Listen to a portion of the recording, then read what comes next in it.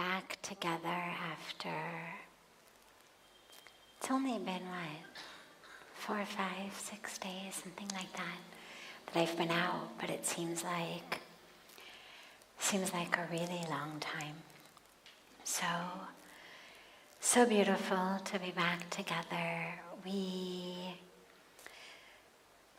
start satsang always with a question that's come in advance from our family joining us online, the internet-based family. And then we will open it up to any questions that anyone here has. So there's a microphone there, and feel free to come up to the mic, share your name, share where you're from, if you feel like it, and your question. But first, we'll start with one that's come in advance.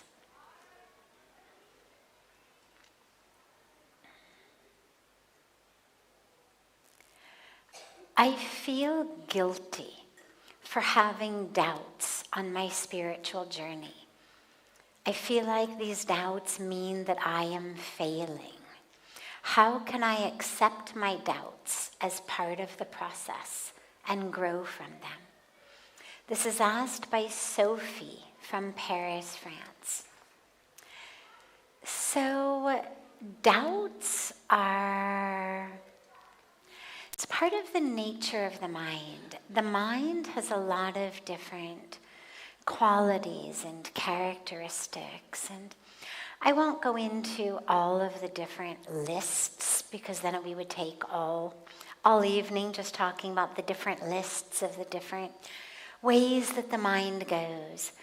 But suffice it to say, one of the places the mind goes is doubt. We've been kind of subconsciously programmed to always doubt. Some of it is the nature of the mind, just how the mind is, how it's evolved. Some of it is by our culture. So, think about a movie or a TV show. And you've got a beautiful family and they're driving down the road together, singing in the car. They're driving. Now, if I said to you, what happens next? Who has an idea of what happens next? Just obviously you don't know. It's a random TV show or movie. But just guess. What do you think happens next? Throw out answers. Any ideas? Accident, crashes, car crash. I'm sorry? Something nice may happen. Something nice, some beautiful thing may happen. Some beautiful thing may happen, yeah. I'm sorry? Miss their exit. Anything else? Got a nice, beautiful family driving down the road. Any other ideas what might happen next? There? They arrive home. Okay. So we have, out of 4 answers, 2 negative, 1 positive, 1 neutral. Right? Arriving home is kind of neutral. You don't know what's going to happen at home. 2 negative things, they crash, they miss their exit. And actually it was 3 because we had accident and we had crash. They mean the same thing, so I smushed them together, but it was 2 different people, 2 different answers. So we had 3 negatives, 1 positive, 1 neutral. We are programmed by culture to believe that something bad is about to happen.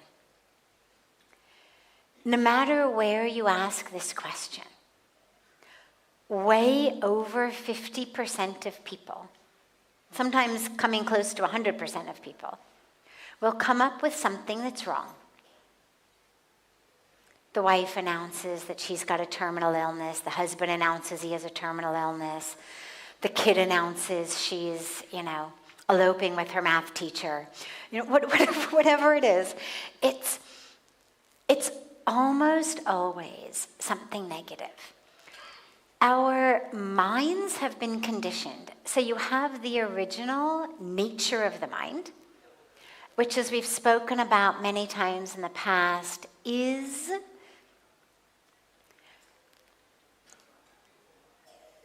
much more likely, it's sort of predisposed toward negativity anyway. There's a lot of evolutionary reasons for that, but it's predisposed to be negative. And then you have culture in which, through our TV, through our movies, most of the time when you just have a nice family driving down the road, like, that's not very exciting. Something's got to happen. Typically what happens is negative. That's the story. That's the drama. And so our minds learn when things are going well, we start to doubt, not just on our spiritual path. Anybody here ever have a doubt about a relationship that's just going beautifully? Right? Yeah, things are great, there's no problem. But in the mind comes this idea that I just know it's not going to last. Something's going to happen. Because we've been programmed to believe like that. So doubts are partly due to nature, partly due to nurture.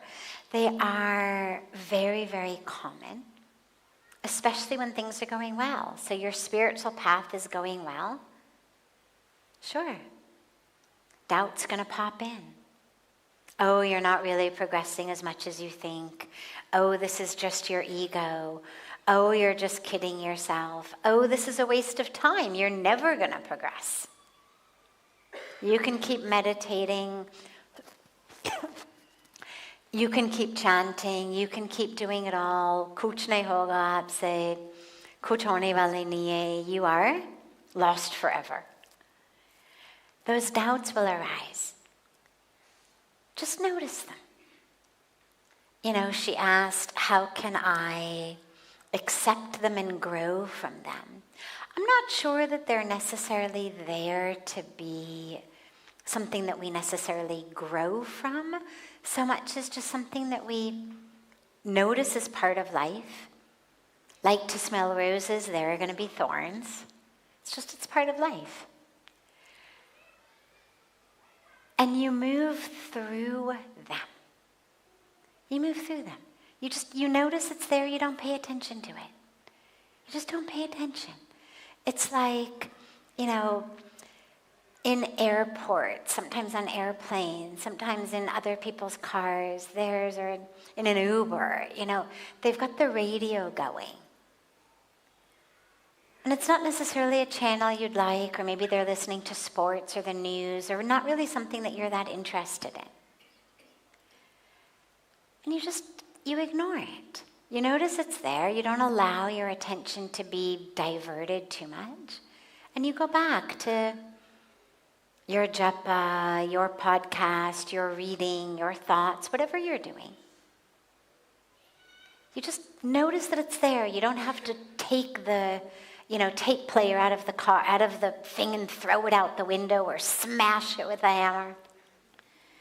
You don't have to yell at the driver. You don't have to plug up your ears. Just, it's there. And you bring your attention, bring your awareness back to where you're putting it. And what you'll find is that without a foothold, these sorts of thoughts, they come less and less. They don't disappear altogether, but they come less and less because they know there isn't a hold for them. So you just notice it, like we get distracted, like we get jealous, like we get angry, like we get bored, like we get judgmental, like we get all of the different things we get. And you don't fall into it. You just notice it. Ah, interesting. Today there's this. Okay. And you go on. In the same way, you notice, doubt. Okay. It's just like, anger. Fear. Desire. Envy. Okay.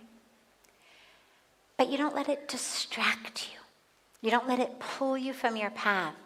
One of my most favorite teachings in the world is just because you think it doesn't mean it's true.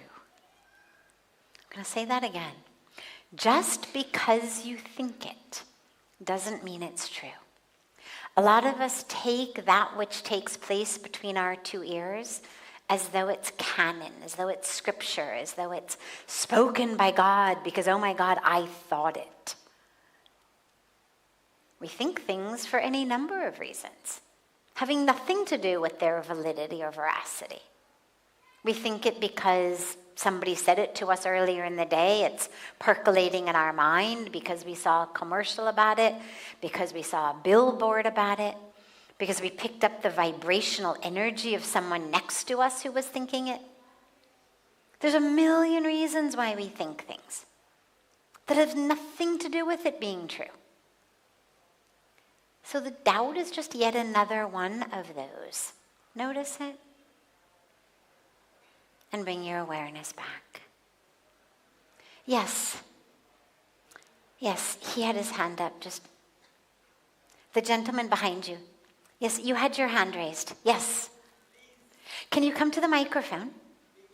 Up mic pe, I'm sorry? Up mic ke paas aayega.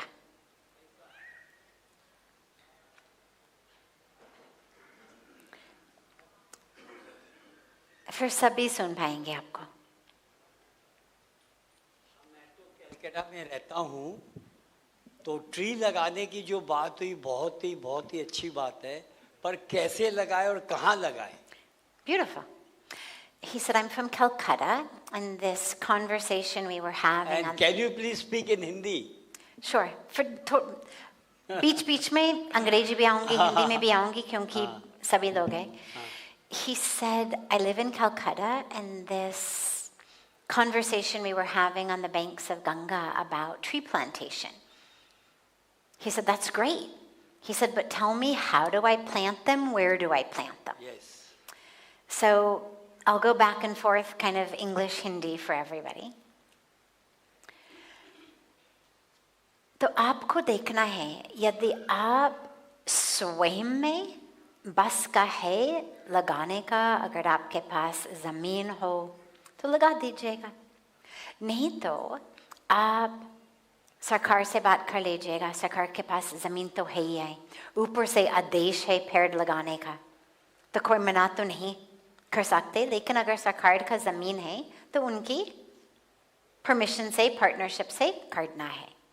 या आप एक organisation के साथ करिएगा जो पहले से ही ये काम कर रहे हैं. कुछ लोग अपने आप करते हैं, जिनके पास काफ़ी सारे लोग भी हैं, काम करने वाले लोग हैं, जिनके पास खूब सारी ज़मीन है, या ज़मीन खरीद लेंगे या गवर्नमेंट से लेंगे, टाई अप करेंगे. या एक ऑर्गेनाइजेशन के पास आ जाओ जो ट्री प्लांटेशन कर रहे हैं, उन्हीं के साथ करिएगा. उनको बताओ कितने लगाना है, कहाँ लगाना है. So 2 options are there, I was telling him. One is, if you happen to have the ability and the land to plant them yourself, plant them yourself. Lots of people come and make a commitment and they plant them. They've got the land, or they buy the land, or they negotiate a partnership with the government for the land, or a school for the land. There's lots of people who have land who would let you plant trees. Obviously, if it's not your land, you have to tie up with them. But you also can just coordinate and connect with an organization that's already doing tree plantation. Like we are already doing a lot of tree plantation. Aap hamare saath aiyega. And then you just... I'm sorry. तो एक काम करते हैं, सत्संग के बाद हम बात करेंगे, फिर बताएंगे आपको. No problem at all. No problem. Yes. Just a second. Yeah. Come, please.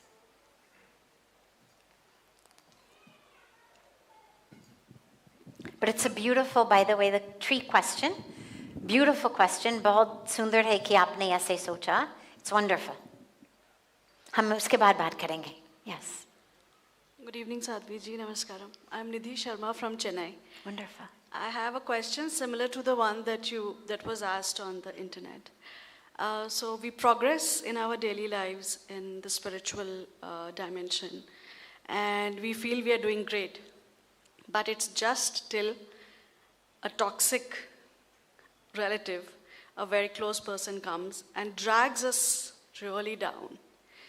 And the worst part is that you cannot chuck him or her out of your life because that is how the relation is. So what do you do then? Because when you're in such a situation, you don't feel like chanting, you doubt yourself. And it's almost like she said, I've gone back to zero because he's bringing out all the demons in me. So when you have a family member who is toxic, she said, who brings you down, first of all, don't give somebody that much power. It's very interesting. When somebody is positive, full of light, full of joy, they don't seem to have nearly as much impact on us as somebody who's negative. If you're in a bad mood, you're cranky, you're grumpy, you're upset, something happened, and you go near someone who's happy, you may feel a little better, but it's not that your entire bad mood, all of your depression, all of your anger, all of your sadness is going to disappear just because the guy you're sitting next to is very happy. But when you are full of joy and peace, you go next to somebody who's toxic, and it's like all of our happiness, all of our positivity, as you say, zero. But the one person and their negativity has made us zero. You have to look at that. Why do we let that happen? Why is it that they don't make my negativity zero? If it were just science, if it were fact, then a happy person would make your sadness zero, and a negative, toxic person would make your happiness zero. Okay, barabar hai. But that's not how it happens.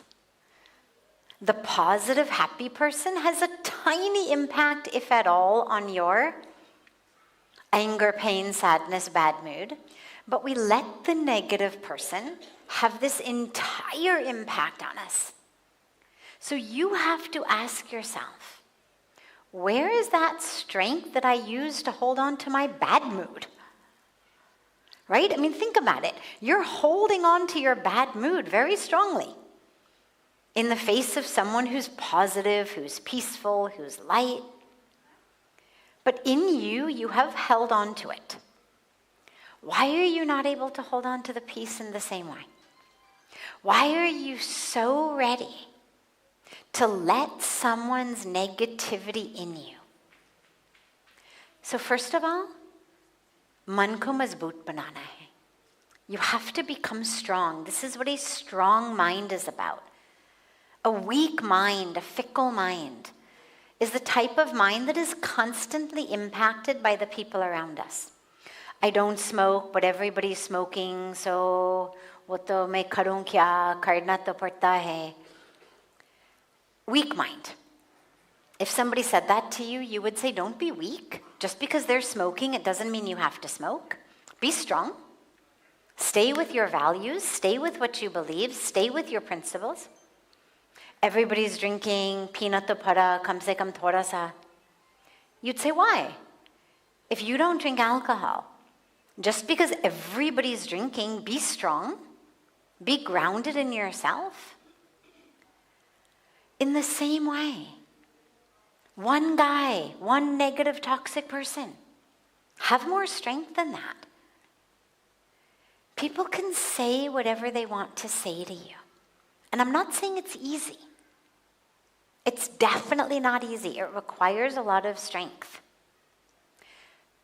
Bhagwan Buddha, the Buddha, had a beautiful teaching. When he first started giving his lectures, or even just giving his teachings in silence or with words, all of the different ways he was teaching. When he was going village to village, Not everybody was positive. Not everybody accepted him. There was a lot of negativity. And one point he's in a village and the people are just itni galiyan lagare. They're just insulting him and insulting him and insulting him. And he sits and he takes it, sits and takes it. And finally he says, I'm so sorry, but if we keep sitting, I'm going to be late for my program in the next village. I realize that you haven't finished what you had to say, so I will come back tomorrow, but I have to go now to this other village. So he goes, he does his program, he comes back the next day, lets these people do it again. And one of his disciples asks him, says, why do you take that? Doesn't it, hurt you, impact you? And he says, if I send you a package and you don't accept the package, who does the package belong to? Right? What's the mailman going to do? They go to deliver, the person at the house says, I won't sign for it. To वापस जाते. Goes back to sender. So, in the same way, this is how we have to learn to live. Is a very sort of return to sender way of living. Like, okay, somebody has just sent this to you, this package of negativity and meanness and rudeness and obnoxiousness. Why will you sign for it? Why accept it? Why take it in? I'm not going to sign for it. Don't want this. Return to sender. You don't have to take it. So recognize that you are a lot stronger than that. But also see whether on a purely logistic level, how much space you can keep between you and this person. Do you really have to be with them every meal or every dinner or every day? What kind of excuses can you make? Become good at that. Figure out ways so that you've always got to be running errands or doing this work or doing something as much as you can, so that you take this poison in much smaller doses. And do not let yourself feel guilty for that. Every one of us has a right to protect our physical health and to protect our spiritual health. Just because someone else is sick doesn't mean that they have a right to cough and sneeze all over you and make you sick. Right? We all learned this in COVID. Social distancing. Wear your mask. Protect yourself. Okay, somebody's sick, fine. You don't slaughter them. But you also don't go and, spend an hour sitting face to face with them. You protect yourself.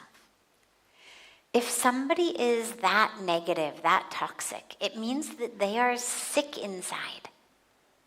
Sick in the mind, sick in the heart, sick in the thoughts. So try to keep yourself as strong as you can, meaning as little time with them as possible. And do whatever you can do to boost that spiritual immunity. It's like if you have to be with somebody who's sick, for a little while you have to be, or you're going on an airplane, for example, and people are going to be coughing, they're going to be sneezing. What do? Take some extra vitamin C.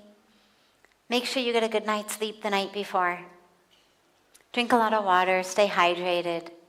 Whatever it is, take some ashwagandha. Just give your immune system a little bit of a boost. In the same way, when you're going to be in that situation, just do a little bit more meditation.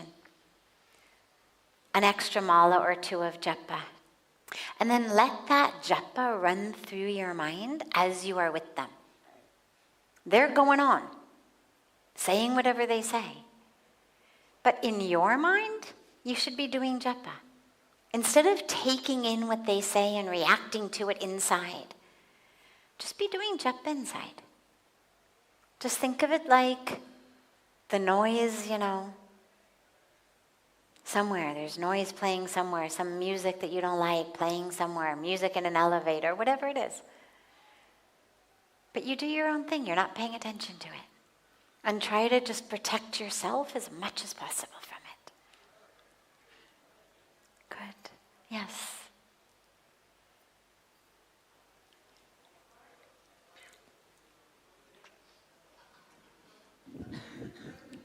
Pranam. Pranam. Myself is Rakesh Sharma from Jalandhar city, Punjab. Wonderful. My question is about man, the mind. Can you define man in simple words and clarity about Define the mind. Second is, in what form the mind exists in the body? Okay.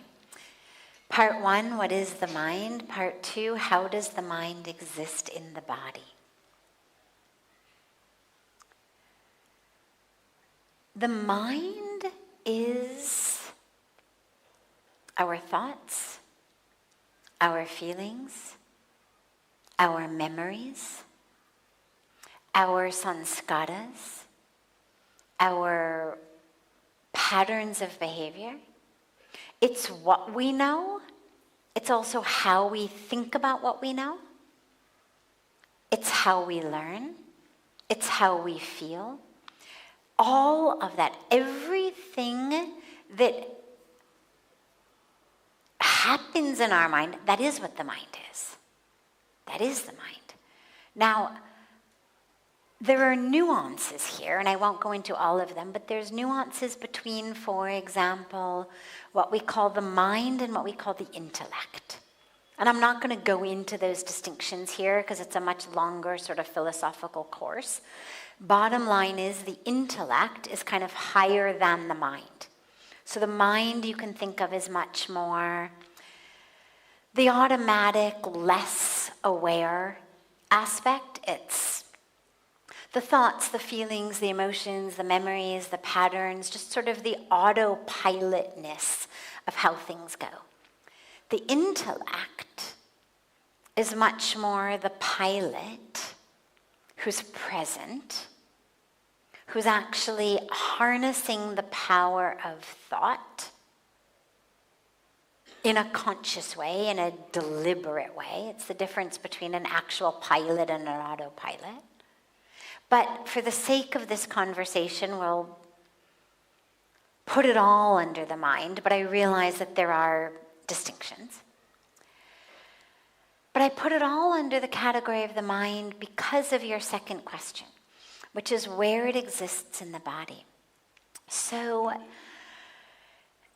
it doesn't exist physically in one place.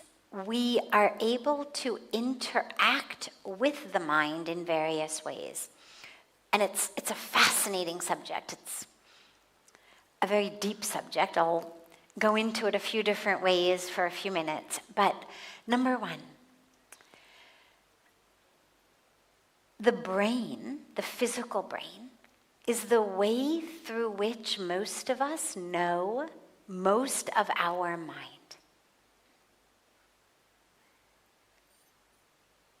The memories, the thoughts, the feelings actually exist in a very physical brain through electricity and chemistry. The way that neurons speak to each other, the way that neurons make things happen, is through electricity and through chemistry. An electrical signal comes down the axon. The vesicles secrete their neurotransmitters into the synapse. It goes on to the next axon. Another electrical signal goes down.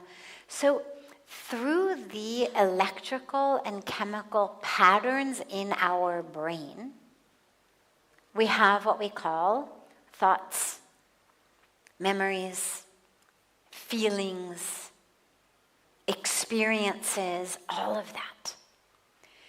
And the way that I can say that so surely is when you get brain damaged, you forget. Personalities change. Memory changes. Habits change. Information changes.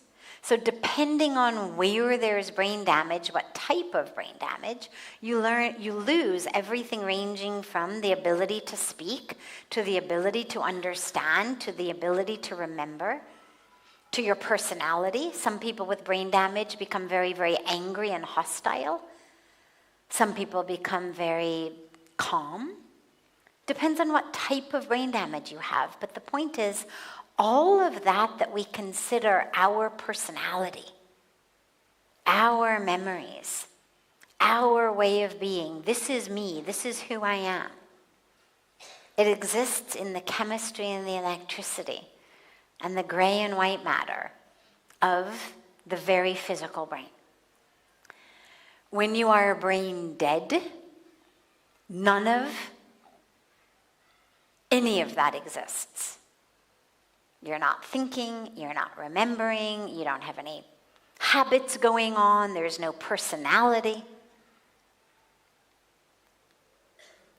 Brain dead. So it exists in the brain. However, on a subtle level, we actually experience aspects of the mind in parts of our body. Anybody who's ever done somatic body work, or even deep yoga, know that our bodies store memories. Our bodies store emotions.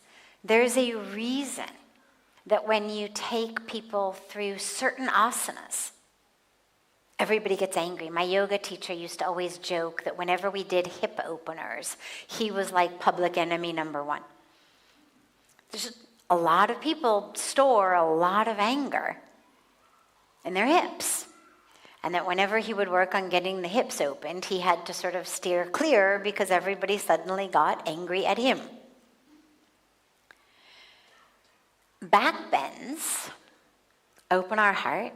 They're a brilliant mood lifter. When I was in school and used to struggle with depression, I would go to yoga class and my yoga teacher would flip me over back. He'd hold me in his fingers like this and literally push me here, and I'd fall back, and he'd lift me up and push me back, and in, 18, 20 back bends, depression, gone. Now, I wouldn't have told you that it had anything to do with my spine, and yet there is an interaction that we're only, I think, just beginning to understand between actually the muscles in the body and a lot of what happens in what we would call our mind that we otherwise think is in the brain. Put people in Shavasana, you get a lot of tears. A lot of tears arise in Shavasana. Why? Just lying down. Muscles, our body, we hold things. And when you loosen them, that which was stored in the neck, in the shoulders, in the back, you loosen up those areas. Emotions flow, memories start to emerge. So in a way, you could say the mind is also in the muscles. Now, I don't think neurologically it is. But it would be remiss to not mention that, because simply moving the body changes a lot about how we feel and how we think. So the mind in that way could exist throughout the entire body. Yeah, it's a great question. I love the science and spirituality overlap. We're going to conclude for tonight. Tomorrow we'll take your question. We'll take yours and yours tomorrow, and any other ones, of course. I hope that you all have a beautiful, beautiful rest of your evening. I'm now back here for the next few days, so we will be having satsang again each evening. And I look so forward to being with you all again tomorrow. And so much love to you all.